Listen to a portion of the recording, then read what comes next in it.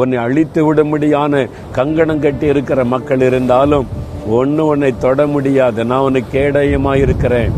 ஆண்டவர் என் ஊழியத்தின் ஆரம்ப காலத்தில் மனுஷரால் தீங்கினால ரொம்ப மனசோர்ந்து ஒரு நாள் அழுதேன்.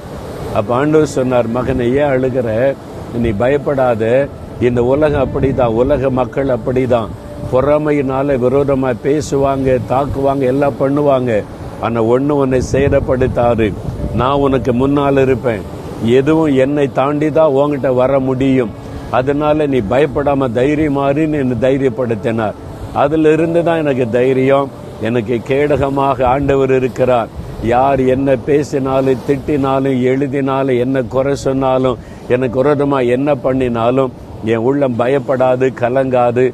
நீங்களும் அப்படி சொல்லுங்க. பொல்லாங்கு நிறைந்த உலகம்தான், பொல்லாத மனிதர்கள் நிறைந்த உலகம்தான். நமக்கு தீமை செய்கிற மக்கள் எங்க இருக்கிறாங்க தான். ஒருத்தர் உங்களை தொட முடியாது. கர்த்தர் உங்களுக்கு கேடகமா இருக்கிறார். நீ பயப்படாத, நான் உனக்கு கேடகமா இருக்கிறேன்னு ஆண்டவர் சொல்லுகிறார். ஆண்டவரே, நீர் எனக்கு கேடகமா இருக்கிறீர், எனக்கு பாதுகாப்பா இருக்கிறீர். ஒன்றும் என்னை சேதப்படுத்த முடியாது.